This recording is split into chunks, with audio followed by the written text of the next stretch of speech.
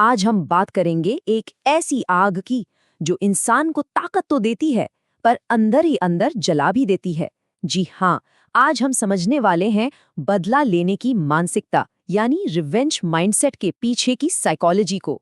हमारा दिमाग आखिर ये बदला चाहता ही क्यों है और कैसे ये हमें धीरे धीरे खत्म कर देता है। ये बिल्कुल एक दोधारी तलवार की तरह है। मतलब एक तरफ तो ये अन्याय के खिलाफ खड़े होने की हिम्मत देती है, पर दूसरी तरफ ये हमें उसी अंधेरे में खींच सकती है जिससे हम लड़ रहे होते हैं। इस मानसिकता को और गहराई से समझने के लिए चलिए एक कहानी सुनते हैं, दोस्ती, भरोसे और विश्वासघात की कहानी। इनकी दोस्ती ना उन गहरी दोस्तियों में से एक थी जहाँ कोई राज नहीं होता, जहाँ भरोसा ऐसा होता है कि लगता है कभी टूटेगा ही नहीं। हर अच्छे बुरे वक्त में दोनों एक दूसरे के साथ खड़े रहते थे।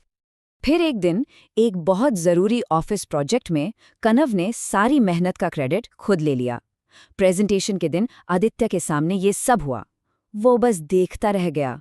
उसका भरोसा टूटकर बिखर चुका था और उस टूटे हुए भरोसे की जगह एक नई जलती हुई फीलिंग ने ले ली थी, बदला।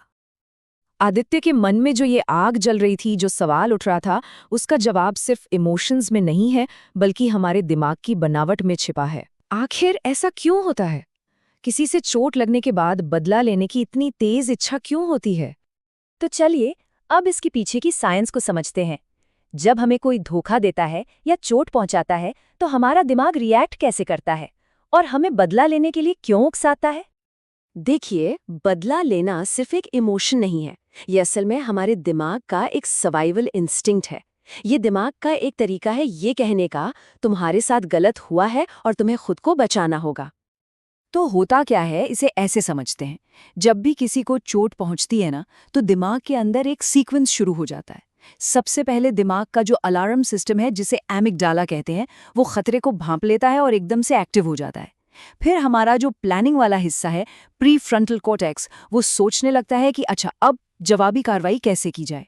और सबसे आखिर में जो सबसे दिलचस्प है, वो है हमारा रिवॉर्ड सिस्टम। ये एक्टिवेट होकर डोपामीन रिलीज करने लगता है। मतलब सिर्फ बदला लेने की सोच से ही हमें एक अजीब सी सेटिस्फैक्शन महसूस होने लगती है।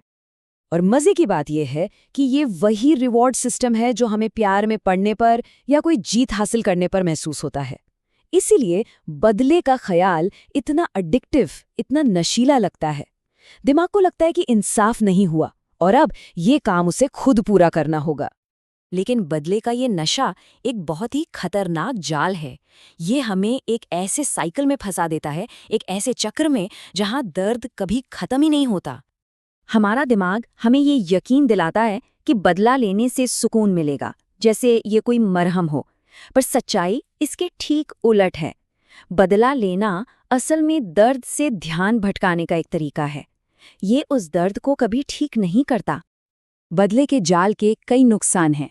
ये कभी सच्ची मेंटल पीस नहीं देता, बल्कि अक्सर गिल्टी महसूस कराता है।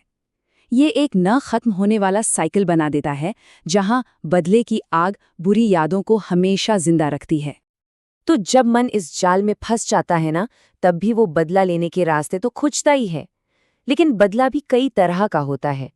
ज्यादातर तरीके, जैसे इमोशनल या सोशल बदला, डिस्ट्रक्टिव होते हैं और आखिर में खुद को ही चोट पहुंचाते हैं।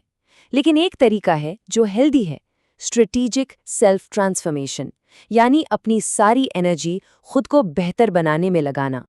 तो फिर इस जाल से बाहर निकलने का रास्ता क्या है? रास्ता बदले में नहीं, बल्कि पर्सनल ग्रोथ में छुपा है। चलिए कहानी पर वापस आते हैं। एक रात आदित्य ने खुद से ये सवाल पूछा और उसे एहसास हुआ कि बदला लेने की ये लड़ाई कनव के खिलाफ नहीं बल्कि खुद के खिलाफ बन चुकी थी। वो वैसा नहीं बनना चाहता था जिसने उसे चोट पहुंचाई थी। तो इस मानसिकता से बाहर निकलने के 4 कदम हैं। पहला, अपनी सारी एनर्जी बदले पर नहीं, खुद को बेहतर बनाने पर लगाओ।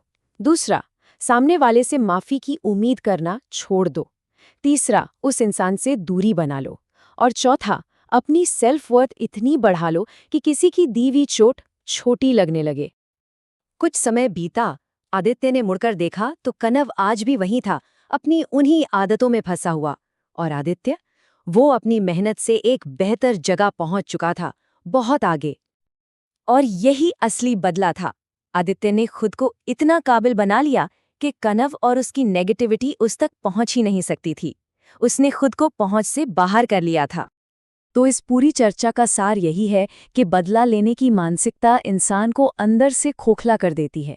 जिस दिन ये समझ आ जाता है कि बदला नहीं बल्कि ग्रोथ ही असली जीत है, उसी दिन इंसान सही मायनों में अनबीटेबल यानी अपराजय बन जाता है।